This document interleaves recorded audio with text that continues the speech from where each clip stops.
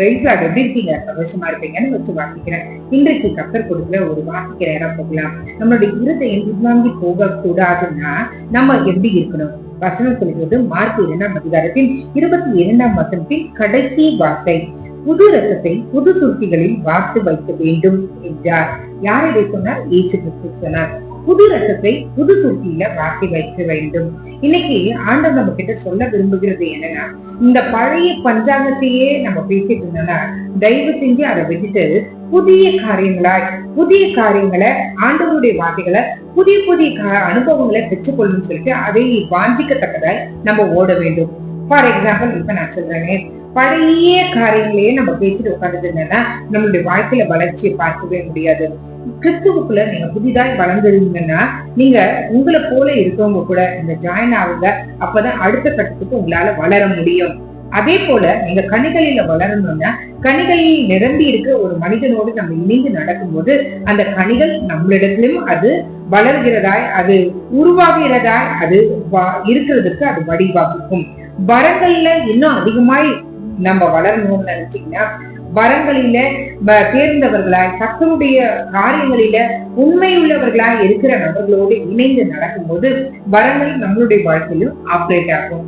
இன்னைக்கு ஆண்டவர் சொல்றாரு, புது ரசத்தை புது துருத்தியில நீங்க ஊத்தணும். பழைய காரியங்களை கொண்டு வராதுங்க. பழைய காரியங்கள், பழைய சட்ட திட்டங்கள், பழைய சபையில என்றைக்கோ ஏற்படுத்தின சட்ட திட்டங்களை பெருசா பேசிட்டு இருப்போமே தவிர கர்த்தருடைய வார்த்தை, கர்த்தர் கொடுக்கிற புதிய ரேமா வார்த்தைகளுக்கு நம்ம முதலிடம் கொடுக்கறதே இல்லை. நீங்க நல்லா யோசிச்சு பாருங்க, சட்ட திட்டங்களுக்கு கொடுக்கிற மரியாதைய கர்த்தருடைய வார்த்தைக்கு நம்ம கொடுக்கறது இல்ல. இன்னைக்கு கர்த்தர் சொல்ற புதிய ரசத்தை புதிய துருத்தியில ஊத்துங்க.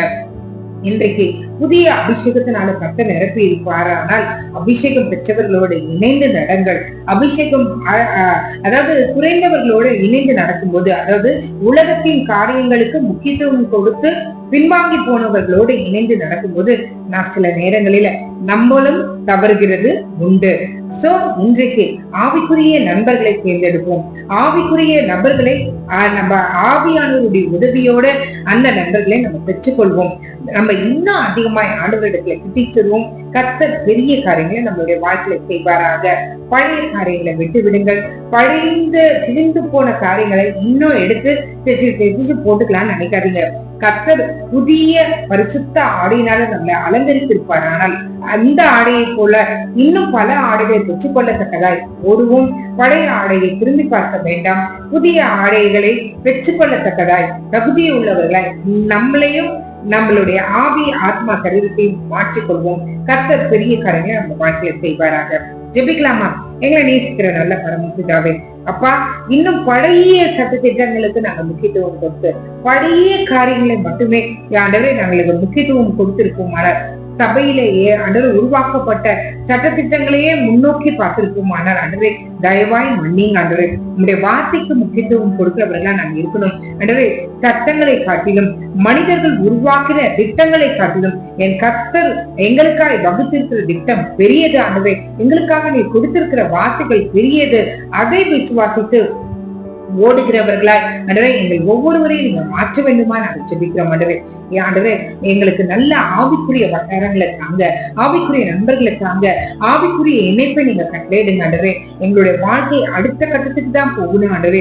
எந்த விதத்திலும் பின்னோக்கி ஓடுகிறதா இல்லாமல் முன்னோக்கி செல்லுகிறதா எங்களுடைய ஆவிக்குரிய வாழ்க்கை இருக்கத்தக்கதா இருக்கு ஆண்டவரே. என்னுடைய ஆவியானவர் எங்களை நிரப்ப வேண்டுமா நாங்கள் ஜெபிக்கிறோம். அப்பொழுதுதான் எங்களுடைய இருதயம் பின்வாங்கி போகாத ஆண்டவரே, தோய்ந்து போகாது, சோர்ந்து போகாது, முன்னோக்கி ஓடிக்கொண்டிருக்கும் ஆண்டவரே. எங்களை அப்படியே நீர் மாற்றுவீராக இயேசுவின் நாமத்தினால ஆண்டவரே. நீரே எங்களை நிரப்புங்க. எங்களுடைய கண்களில, எங்களுடைய செவிகளில, எங்களுடைய நாவில, எங்களுடைய இருதயத்துல, கைகளில, நடக்கையில எல்லாவற்றும் ஆண்டவரே உங்களுடைய அபிஷேகிக்கப்பட்டவர்களாய் உம்முடைய வார்த்தைகளை மட்டுமே நிறைவேற்றுகிறவர்களாய் உம்முடைய வார்த்தைக்கு மட்டுமே முக்கியத்துவம் கொடுக்கிறவர்களாய் எங்கள் ஒவ்வொருவரையும் நீங்க மாற்ற வேண்டுமா ஜெபிக்கிறோம். எங்களுக்கு ஒரு புது பலனினால நிரப்புங்க.